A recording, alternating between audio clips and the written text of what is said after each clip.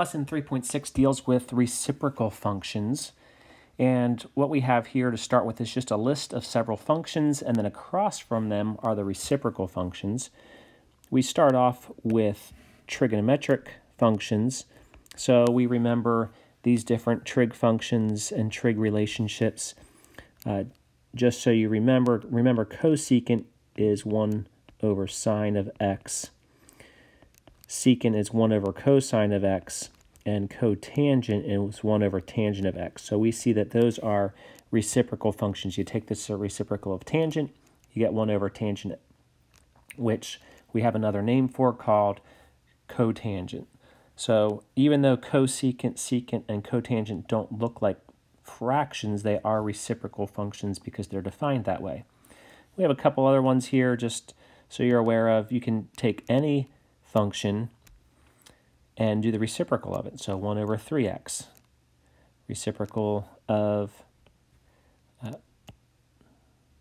j of x is q of x, and so forth. Also, if you notice, you can rewrite reciprocal of exponential functions, and then even sometimes we'll start with 1 over, or just secant x, and the reciprocal of that is cosine x.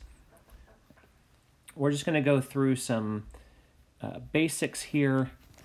In this first example, we're supposed to find p of negative 2, q of root 3, and r of 0. So let's do that. P of negative 2. Well, you're going to find the p function. That's right here. So I just want to do 1 over 3 times negative 2. The negative 2 just means we put negative 2 wherever we had an x value. So this is negative 1/6. Let's look at q of root 3. Q of root 3, that's this one here.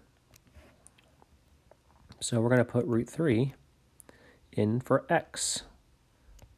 So root 3 squared minus 3. Putting it right in this one.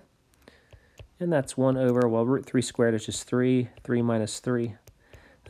We have 1 over 0, which is undefined. We cannot divide by 0. And then the last one, r of 0. So r, that's this one. R of 0, we can think of this in different ways. 1 over 4 to the 0. Well, anything to the 0 power is 1, so this is 1 over 1, which is just 1. So we can find values by plugging them into the function. Next part says find the domain of p of x. So p of x equals 1 over 3x. Well, domain, if we look at the graph, we can collapse it on the x-axis, but another way to think about domain is what are we allowed, or what can go into that function without causing any issues, and everything can except 0 because we can't divide by 0. So the domain is all real numbers except, but x does not equal 0. A lot of times what we'll do is we'll just put x does not equal 0, and it's assumed that it's all the other real numbers. All right, q of x. Q of x is 1 over x squared minus 3.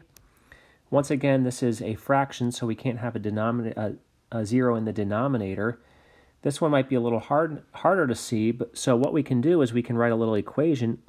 We can say x squared minus 3 does not or cannot equal 0. So we add 3 to both sides,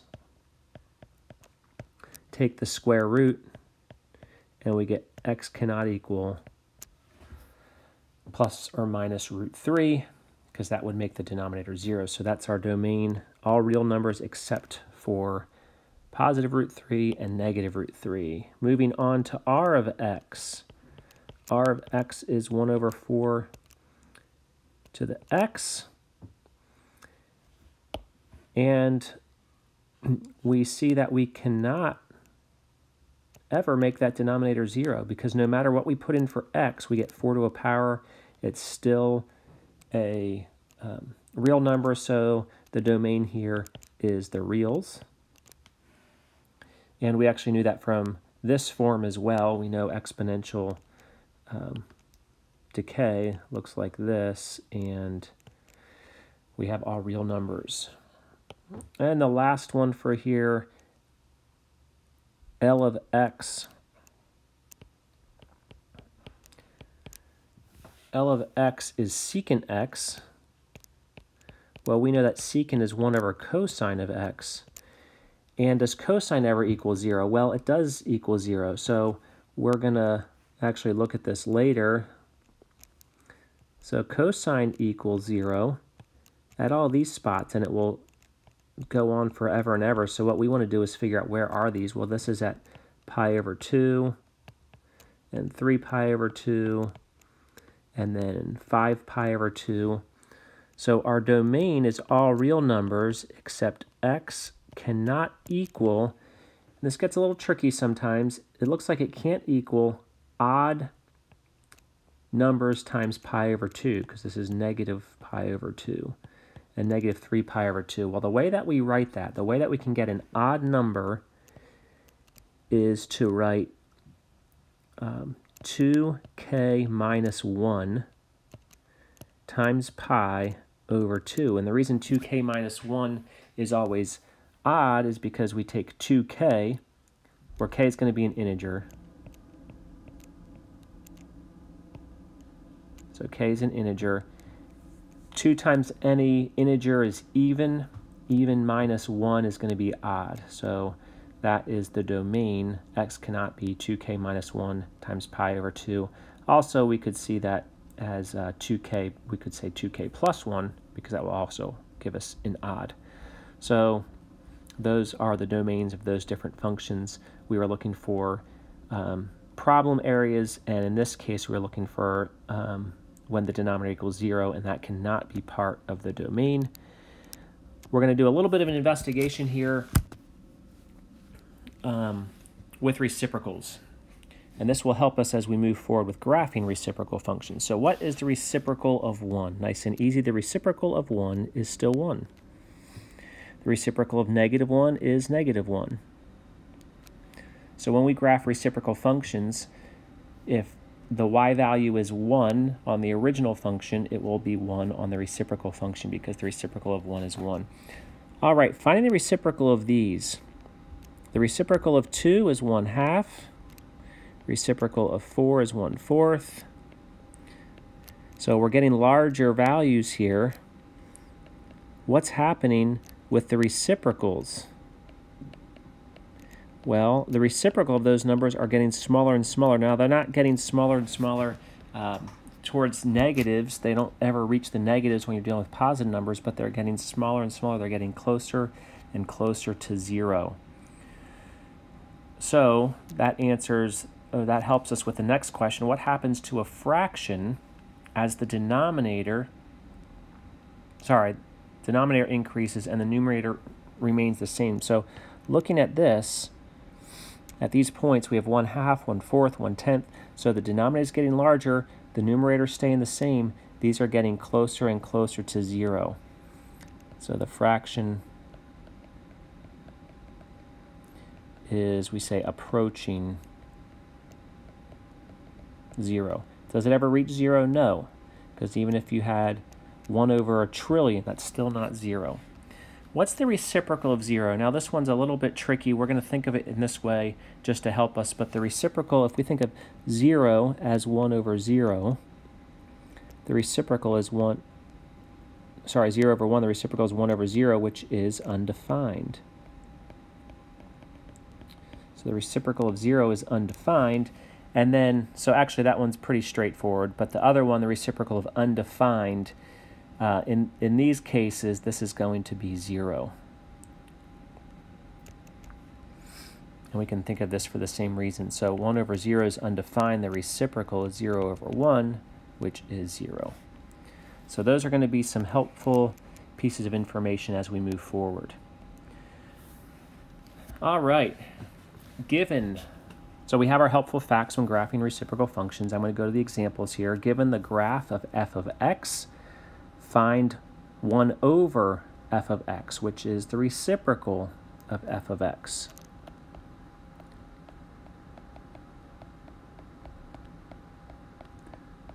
Well, we have f of x as this blue function. We can use these facts up here to help us graph the reciprocal. So what we're going to do is we're going to look for any y values of 1. So here's a y value of 1, and we think, well, the reciprocal of 1 is 1. So my new function, the reciprocal function, which I'll graph in red, will also go through 1. Here's another 1. I'm going to actually see if we can continue this down here, like it looks like it's happening, because here the reciprocal of -1 is -1. So there are 3 points that will be on our graph because the reciprocals are the same. So we looked at parts 1 and 2 here. Now the reciprocal of relatively small number is a large number and vice versa. So let's look at this number right here. Actually, let's not do that yet. Let's just think about reciprocals. So this is just some basic ideas here. I'm going to go to green just so you can see it here. Here's about y is 1/2. Well, what's the reciprocal of 1/2? Reciprocal of 1/2 is 2. Here's another 1/2 about here, so reciprocal of that is 2.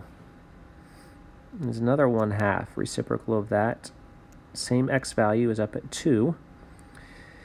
Down here we have a few negative halves, so the reciprocal of -1/2 is -2. So here's another one, -1/2, so the reciprocal of that is 2. Let's go reciprocal of this value is 3. Reciprocal of 3 is 1/3.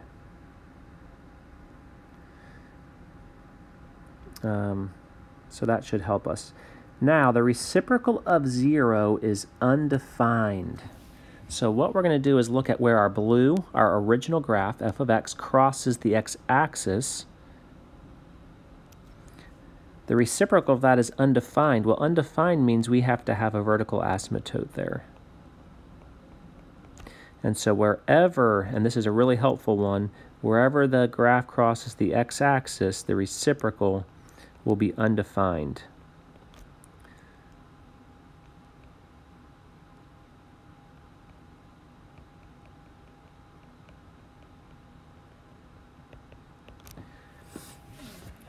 And I'm going to look at one more concept here.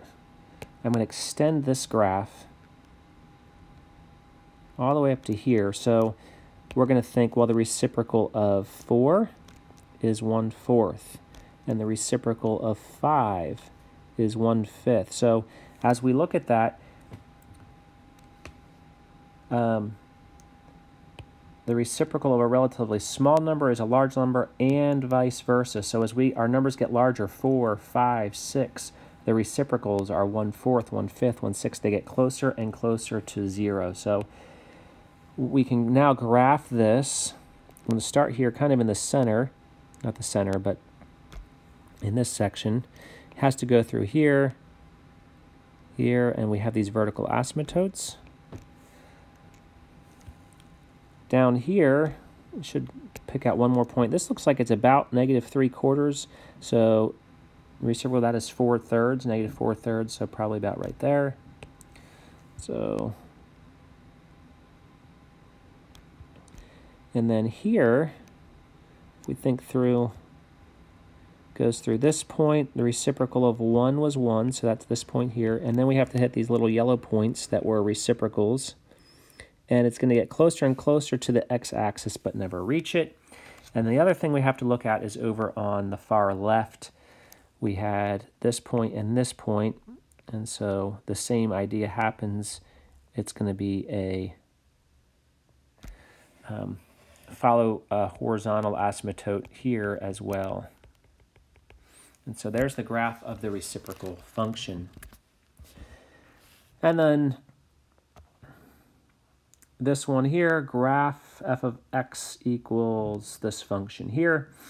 And well, we notice that this is the reciprocal of a parabola. So what we're going to do first is we're first going to graph the parabola.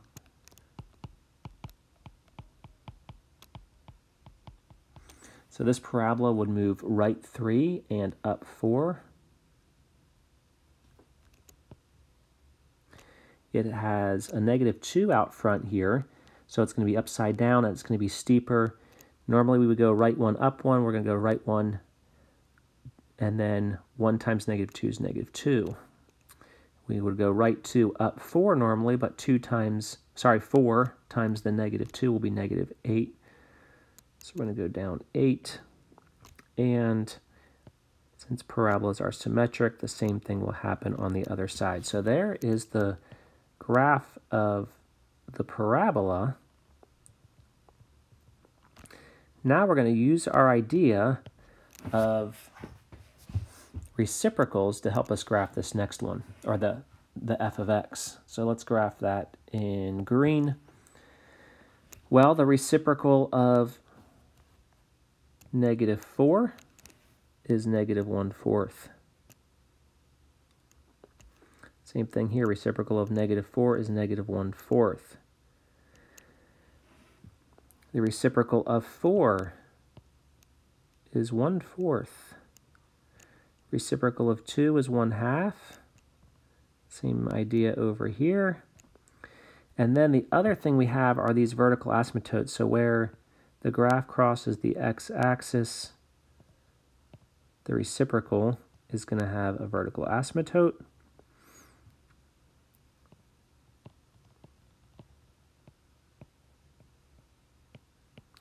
And so we notice, should have done this in different colors, I guess, but we have our graph vertical asymptote here, goes through the 1/2 and 1/4, and then this vertical asymptote, and then vertical asymptote here, we go through our -1/4.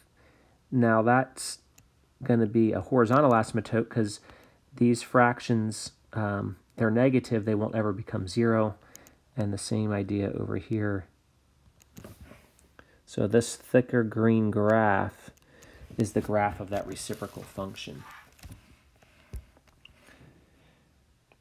We are not going to, well, the way that you do this this next example is it says don't graph the reciprocal function first. Well, what we could do is we could find out what makes the denominator equal 0, and those would be vertical asymptotes. And then from there, we could choose a few values within each branch. So we could solve this. So let's let this equal 0, -2x minus 3 squared plus 4. We can subtract 4 from both sides, which will give us -4 is -2x minus 3 squared. Divide both sides by -2. So 2 equals v minus 3 squared. To get rid of the squared, we take the square root of both sides, thinking plus or minus. Well, over here you don't have to put that. And this is plus or minus root 2 equals v minus 3. Adding 3 to both sides gives us v equals 3 plus or minus root 2. Well, 3 plus the square root of 2 is 4.4. And then 3 minus the square root of 2 is 1.58. And again, those are what make the denominator 0, so those are vertical asymptotes. I'm going to narrow this, make this a little smaller. So at 4.4, we have a vertical asymptote. And at 1.58, we have a vertical asymptote. And then we have 3 branches, so we need to see what happens in these 3 branches. So we could plug in a couple points over to the left, a couple points in this middle section, and then a couple points to the right of that asymptote. Plugging in 0 is usually helpful. That's in the left section. So putting 0 in there, 0 minus 3 is negative 3. Squared is 9. 9 times negative 2 is negative 18. Plus 4 is negative 14, so we have negative 1/14. Very close to the x-axis. It's a negative number, so it's about right there. Now, we can think through a few things. This is a fraction. In order for a fraction to be 0, the numerator has to be 0. So 0 over something equals 0. Well, 1 can never equal 0, so this thing will never cross the x-axis. It will never cross the x-axis, so that means this will be a horizontal asymptote.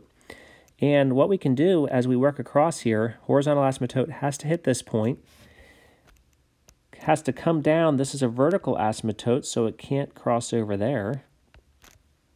So there's that branch. Now let's choose a number in this middle section. Let's put in 3. So 3, putting it into our function, 3 minus 3 is 0. 0 squared is 0 times negative 2 is 0. Plus 4 is 4, so we have 3 1/4. So at 3, it's at 1/4. And once again, the idea of this fraction will never equal 0 means it won't cross the x-axis.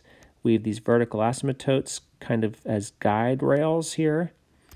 So it's going to go through that point back up here, but they're vertical asymptotes. It can't hit those because that's what made the denominator 0. And then lastly, we can plug in a number to the far right. Let's put in 5. 5 minus 3 is 2. 2 squared is 4.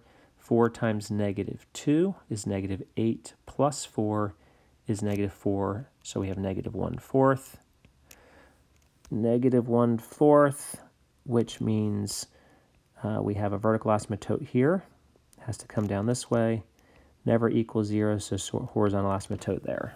And so you notice we got the same graph as we did above. And the last part, and this is probably the functions that we'll see the most, are the cosecant, secant, and cotangent, which are reciprocals. So what we do is we actually are going to graph cosine first. So we'll graph that in green. Cosine starts at 1, goes down to 0, down to negative 1, 0, 1. And same thing in the negative direction. So we know cosine looks like this.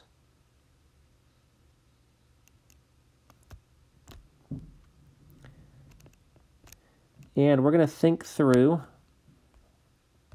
these concepts up here, helpful facts when graphing reciprocal functions, because we're not asked to graph cosine.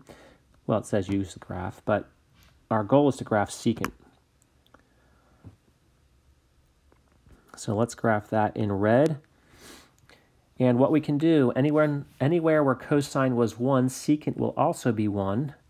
Wherever cosine was negative 1, secant will be negative 1 because the reciprocal of 1 is 1, and the reciprocal of negative 1 is still negative 1. So our secant graph will go through all these red points. The other thing we know that's very helpful is wherever cosine was 0, secant will be undefined. So we can put vertical asymptotes through points where cosine was equal to 0.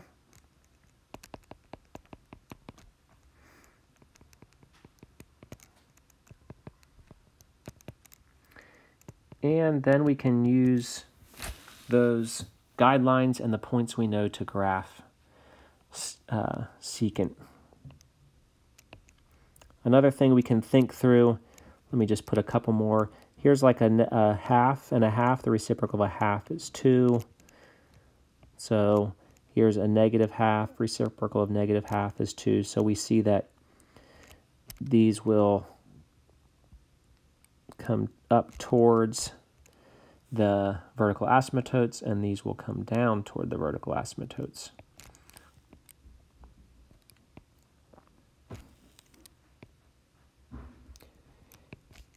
And there is the graph of secant x in the blue. Oh, I said I was going to do it in red, but now it's in blue. And that's it for reciprocal